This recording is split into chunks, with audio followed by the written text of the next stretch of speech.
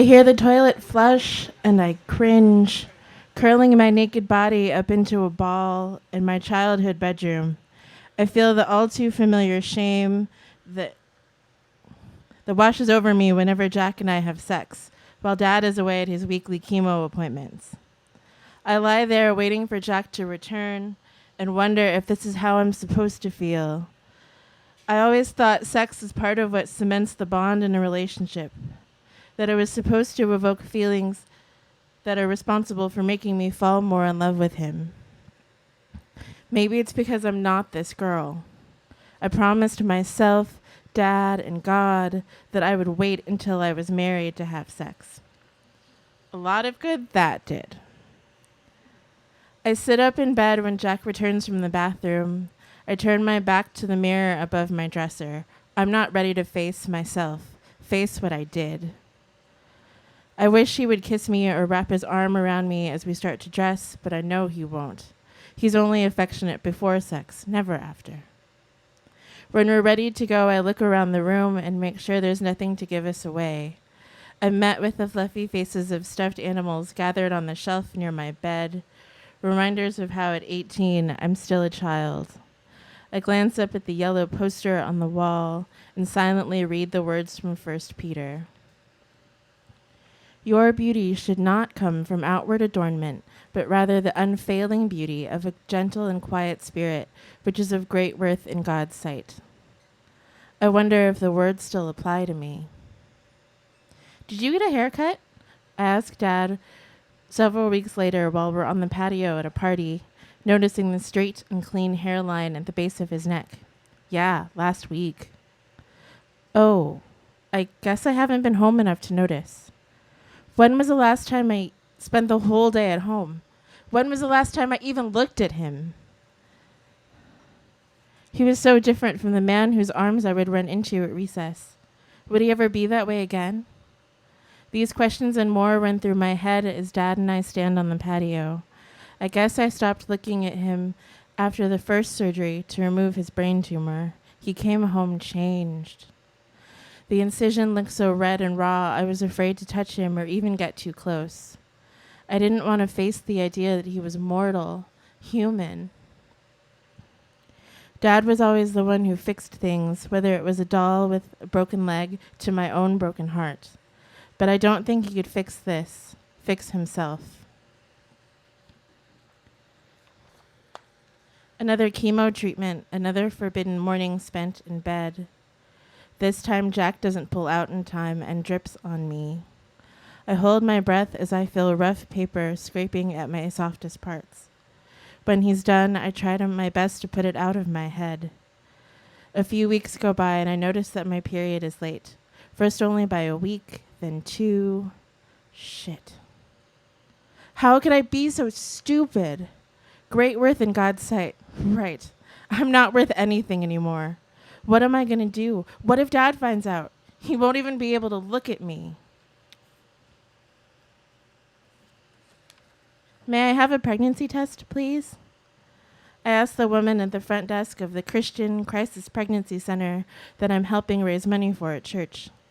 I look around the small waiting room and I'm struck at how pleasant it looks.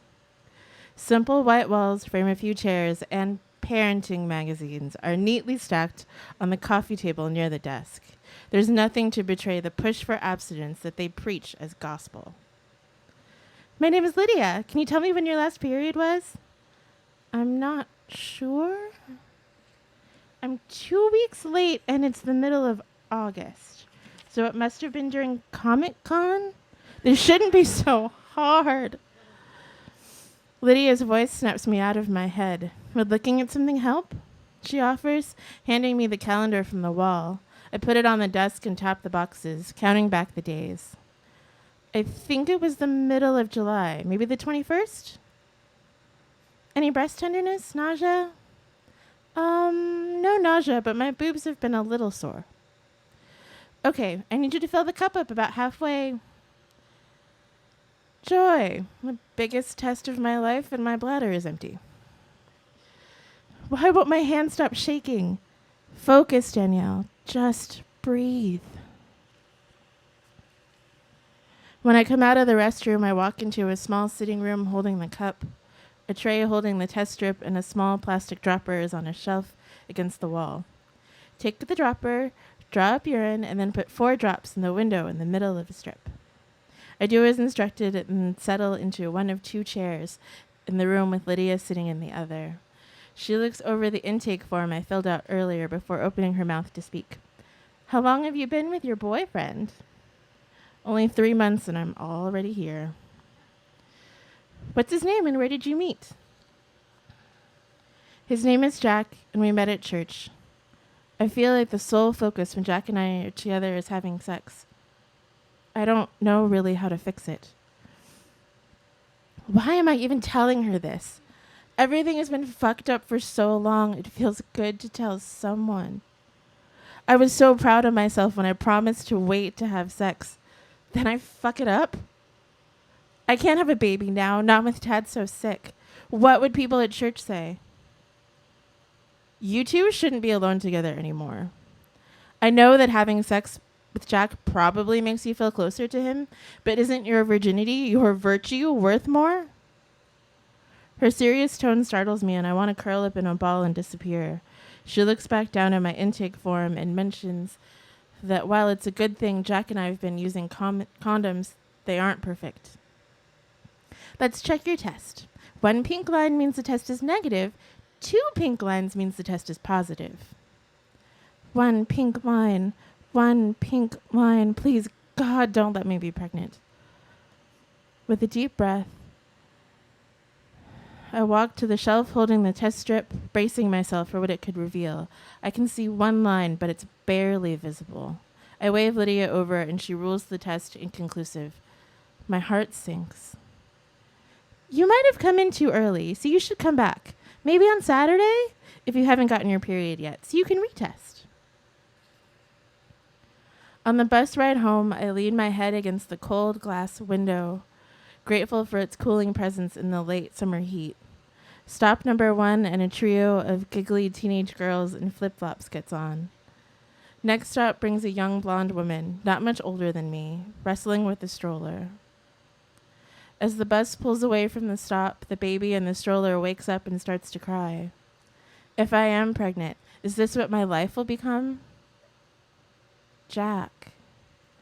I don't know what to tell him. My stomach churns as I dial his number. We really need to talk. Are you busy? Not really. What's up? I feel guilty when I hear how happy his voice sounds. I'm 2 weeks late. I think I'm pregnant. I don't know what to say. How could this happen? We were careful. Please don't be mad. I took a test today and it wasn't clear one way or the other. Okay, well, are you going to take another one? Saturday, if my period doesn't come first. Come with me? Sure, whatever. I've got to go. As I hang up the phone, I close my eyes and let my mind drift as I try to imagine what life with Jack was supposed to be. I'm kissing Jack goodbye as he leaves for work in the morning. I pass our wedding picture hanging on the wall as I sweetly nuzzle the sleeping baby in my arms. That's when the daydream playing in my head stops. A baby. Maybe getting pregnant wouldn't be such a horrible thing. People would be disappointed at the beginning, but as time passed, they would be happy, even excited for us. It wouldn't be easy, but Jack and I could make it work, couldn't we? Maybe a grandchild could even give Dad the strength to pull through and win the battle. A couple of nights later, I wander into the living room at 3 a.m., unable to sleep. I find Dad lying on the couch watching TV. He watches me as I settle into the floral print recliner and smiles. Hey, a little bit. Can't sleep? No. Mind if I join you? Nope, but you can't complain if I'm channel surfing. We watch together without speaking for a while. Every commercial seems to be about diapers or baby food, but maybe it's just me. I don't know if I'm cut out to have kids. I can barely take care of myself. Dad smiles and his eyes soften.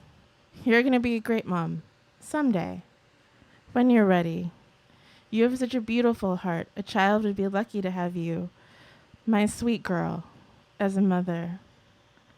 Saturday came and my period didn't, so back to the crisis pregnancy center I went. I repeated the process just like last time and waited for the result. 1 pink line. Negative. Thank you. That's her first time on this stage, but that is a Southwestern College graduate, Danielle Davis.